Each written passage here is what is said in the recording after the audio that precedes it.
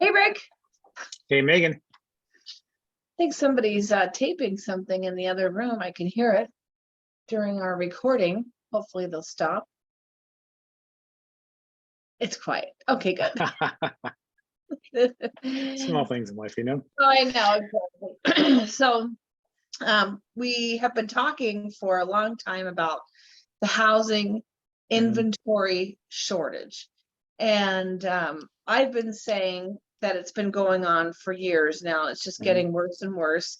And you and I were looking at Stephen Thomas's report today. And tell us what the report, the graph says that you're looking at. Yeah, it's really interesting, and it speaks right to what we talked about for the last few months. So if we look at the last 3 years, beginning in 2018, look at the housing inventory through November, projected for November of this year. So in 2018 in November, there was on the market right at 6,000 homes, November of 18. And November of 19, that shrank down to about 5,100 homes. You look at 2020, again, just a year ago, that dropped again down to about 3,900 homes. And it looks like February of this year. What's that? Oh, go ahead. Yeah. And then February of this year, it's almost alarming, 2,000 homes. On the market. So you look at just a 3-year period, went from, essentially 7,000 houses in the market to 2,000 houses in the market. And you and I both were very involved, of course, in 2018. And 2018 was a busy year. Right. It wasn't like houses were sitting, right? That was still a very busy year. And there may not have been as many multiple offers, but there was a lot of multiple offers. Yeah. It was still and that was at 6,000 homes. I know, and interest rates then were between, I think, 3 and 4.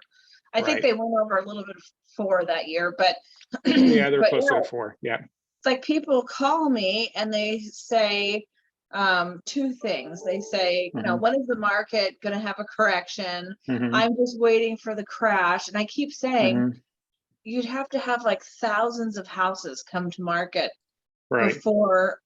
It all has to do with supply and demand, and of course the interest rates. But people are calling me. I have a lot of sellers calling me, and they're like, "Is my house really worth that much?" It is. Yeah, it is. So if you want to relocate, do it now, because you really have to look at a couple of different things. Now, remember, I'm not allowed to give tax or legal advice under any circumstances. I don't know anything about these things. Please consult your tax and legal professionals. Okay. Likewise. But there's only a certain amount of, for example, capital gains that you can get away with, right? You've got a $250,000 exemption per person, $500,000 for a married couple. It's like, how long are you gonna let all of this tax money on top, the money you're gonna have to pay taxes on top of your exemption money? Right. It's building. It's like, if you're gonna sell and take that money somewhere else, then you might as well just do it. Like, because once you get over a certain point, you have to pay a lot in taxes. And that's kind of the problem that we're running into now, is that people don't realize, hey, at the end of this, I'm giving you a check for $750,000, and you may have to pay taxes on that. So talk to your tax consultant to see how they're going to figure this out. So for sure. It's like you can gain and gain. And then some people are like, well, I'm gonna move and then I'll keep my house and rent it out, because their payments are so low because of the interest rates. And that's fine and dandy too, but remember, you have to live somewhere 2 out of the last 5 years. Otherwise, if you move and it's day number 800, you're going to have to pay like a huge amount for capital gains. So there's big money on the table, there's lots of equity out there, and you have to make sure that you're consulting with a tax professional planning your move here. But if you are thinking about moving, please do, because there's only 2,000 houses on the market. It's alarming. And I talked to a buyer yesterday, and the first question he had was, give me your opinion on when we're going to see a market correction. And, we've had that question a lot in the last really 5 years, I think. And so, I mean, people want to believe certain things based on their ideas about things, and I get that. But these numbers speak for themselves. The graphs are very clear what's happening here. And I guess the question I would ask is, if I look at 2018, I had buyers then say to me, oh, wait, this is overpriced. I'm waiting for the crash. When that happens, I'm ready to buy. Right. Okay. So how'd that work out for you? Right. I You know what I'm saying? houses So back then I remember 2018 because I had 3 bungalows for sale on the same street. Like, mhm, I tried not to do it all at once, spread it out. yeah, But sure. you could get a bungalow then, like a 2 or 3 bedroom for, Yeah, 515,000. right. And now they're like That's right. closer to 7 At least. at least. Yeah. So I guess what's the old story? When's the best time to plant a tree? Now, today. Right. Right. Yeah, So I think exactly. maybe the same thing applies in this housing market. Look, the reality is there is nothing that's going to indicate any kind of housing correction anytime soon. Hmm. And when I say that, I mean, I think we're going to be in this tight housing market for the next 5 years at least. There's nothing happening that's going to trigger a change. I know, it's like something has to happen to trigger a change. So like we always say, it would be interest rates, and it Mhm, would be a lot of houses coming to the market.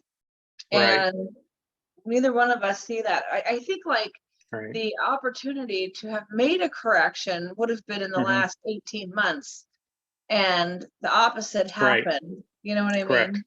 So, No, that's very true. I think look, this is the new normal, if you yeah, will, right? yeah, And so gosh, I just think I don't see any changes coming. I think rates will stay fairly decent. yeah. Will they stay below 3%? Probably not. That's not realistic. But we talked earlier about the Core Logic released their housing data for a month of August. Mhm. They were up 1.8% year over year. So again, about 20% annual appreciation from last year. Right, Will we always get 20% a year? Yeah, that's not really. You can't really see that kind of level of appreciation, right? I mean, but right, look, if we're at 5 or 10%, that's pretty darn good money, right? right. If you buy a house for 700, 800,000, you're making 40, 50,000 a year on that. Hello, Yeah. You're getting right? paid to live there, you know? Right. So that's kind of the deal. I think I like these graphs, and you see the year over year changes, Right. and they're for real. Yeah, I It's not agree. fake I news know, I stuff, appreciate Stephen Thomas's reports. That's why I right? subscribe to them. Any realtor or lender or professional can also subscribe to them. I think you go to reportsonhousing.com. I'll do a little plug there for Stephen There you Thomas. go.